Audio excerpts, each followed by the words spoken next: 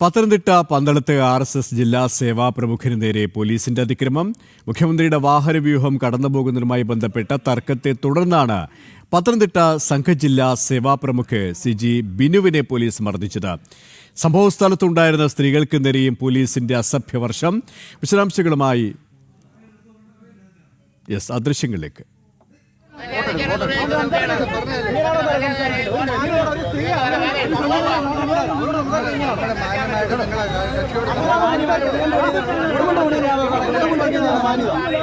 അതൊക്കെ സംസാരിക്കാൻ അറിയത്തില്ലെങ്കിൽ അത് സംസാരിക്കാൻ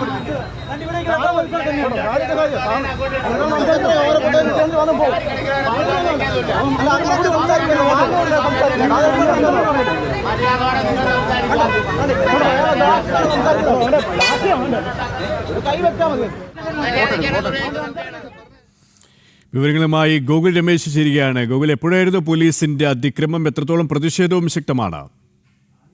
KP, അല്പസമയം മുമ്പാണ് ഈ സംഭവം ഉണ്ടായത്. അതായത് ഇന്ന് മുഖ്യമന്ത്രിയുടെ ഒരു പാസിംഗ് പന്തളം കുളനട ഭാഗത്തു കൂടി ഉണ്ടായിരുന്നു. ആ സമയത്ത് അവിടെ മറ്റൊരു ആവശ്യത്തിന്, വ്യക്തിപരമായിട്ടുള്ള ആവശ്യത്തിനായിട്ട് എത്തിയതായിരുന്നു ഈ RSSന്റെ ജില്ലാ സേവാ പ്രമുഖായിട്ടുള്ള CG ബിനു എന്ന് പറയുന്ന വ്യക്തി. അദ്ദേഹം അവിടെ നിൽക്കുന്നത് കണ്ട് പോലീസിന് സംശയം തോന്നി. അതായത് മുഖ്യമന്ത്രിക്ക് നേരെ ഏതെങ്കിലും രീതിയിലുള്ള പ്രതിഷേധം നടത്താനാണോ വന്നിരിക്കുന്നത് എന്ന് ചോദിച്ചുകൊണ്ട്, ആക്രോശിച്ചുകൊണ്ട് ബിനുവിന് നേരെ ആക്രമണം അഴിച്ചുവിടുന്ന ഒരു സാഹചര്യമായിരുന്നു ഉണ്ടായത്. നിലവിൽ ഈ പോലീസിന്റെ ഭാഗത്തു നിന്നും വളരെ ക്രൂരമായ രീതിയിൽ അദ്ദേഹത്തെ മർദ്ദിക്കുകയും അദ്ദേഹത്തെ വിവസ്ത്രനാക്കുകയും ഒക്കെ തന്നെ ചെയ്യുന്ന സാഹചര്യം ഉണ്ടായി. അദ്ദേഹത്തെ പൊതുസമൂഹത്തിന് മുന്നിൽ അപമാനിക്കുന്ന രീതിയിൽ പോലീസിന്റെ ഇടപെടൽ ഉണ്ടായി എന്നുള്ളതാണ് നമുക്ക് അവിടെ നിന്ന് മനസ്സിലാക്കുവാനായിട്ട് സാധിക്കുന്നത്. ഒപ്പം ഈ സംഭവം ചോദ്യം ചെയ്ത് അവിടെ എത്തിയിട്ടുള്ള വനിതകളായിട്ടുള്ള ആളുകളെയും പോലീസ് ഈ രീതിയിൽ അസഭ്യവർഷങ്ങളോട് കൂടിയിട്ടാണ് അവരോടും ഇടപെടൽ നടത്തിയത് എന്നുള്ള വിവരങ്ങൾ കൂടി ലഭിക്കുന്നുണ്ട്. എന്തായാലും മറ്റ് സംഘത്തിന്റെയും വിവിധ ക്ഷേത്രങ്ങളുടെയും ഒക്കെ പ്രവർത്തകർ അവിടെ ഇപ്പോൾ എത്തിയിട്ടുണ്ട്. പോലീസിന് നേരെ വലിയ പ്രതിഷേധവും അവിടെ സംഘടിപ്പിക്കുകയും ചെയ്യുന്നുണ്ട്. എന്തായാലും പോലീസിന്റെ ഭാഗത്ത് നിന്നുണ്ടായത് ഒരിക്കലും ന്യായീകരിക്കാൻ പറ്റാത്തൊരു സാഹചര്യം തന്നെയാണ്. അതായത് ഒരിക്കലും അദ്ദേഹം പ്രതിഷേധത്തിന് വന്നിരുന്നതായിരുന്നില്ല. അദ്ദേഹത്തിന്റെ ഗോകുൽ RSS നേതാവ് ആണ് എന്ന് അറിഞ്ഞുകൊണ്ട് തന്നെയായിരുന്നു പോലീസിന്റെ അതിക്രമം. അതുകൊണ്ട് തന്നെ വലിയ രീതിയിലുള്ള പ്രതിഷേധം തന്നെയാണ് ശക്തമാകുന്നത്, അല്ലേ?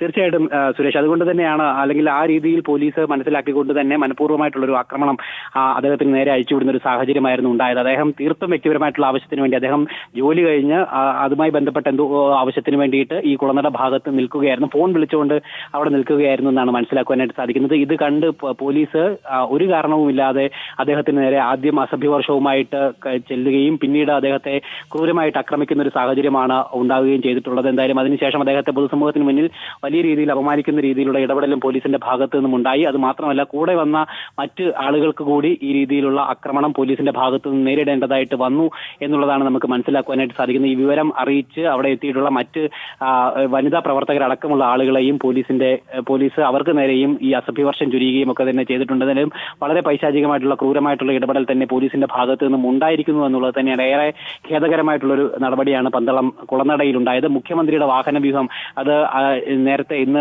പല ഭാഗങ്ങളിലും മുഖ്യമന്ത്രിയുടെ വാഹനവ്യൂഹത്തിന് നേരെ കരിങ്കൊടി പ്രതിഷേധം അടക്കം ഉണ്ടായ ഒരു സാഹചര്യം ഉണ്ടായിരുന്നു. അതുകൊണ്ട് തന്നെ ആവാം ഒരുപക്ഷെ ഈ രീതിയിൽ പ്രതിഷേധമാണ് എന്ന് തെറ്റിദ്ധരിച്ചുകൊണ്ട്, അല്ലെങ്കിൽ ഒരുപക്ഷെ മനഃപൂർവ്വമായിട്ട് ആക്രമിക്കണമെന്നുള്ള ഉദ്ദേശത്തോടു കൂടി പോലീസ് ഈ രീതിയിലുള്ള നടപടി സ്വീകരിച്ചത് എന്നുള്ളതാണ് നമുക്ക് മനസ്സിലാക്കുവാനായിട്ട് സാധിക്കുന്നത്. എന്തായാലും പോലീസിന് നേരെ വലിയ പ്രതിഷേധം ഇപ്പോൾ ഈ സംഭവ സ്ഥലത്ത് ഉണ്ടായിക്കൊണ്ടിരിക്കുകയാണ്. KP, ശരി, ഗോകുൽ രമേശാണ് വിശദാംശങ്ങൾ നൽകിയത്.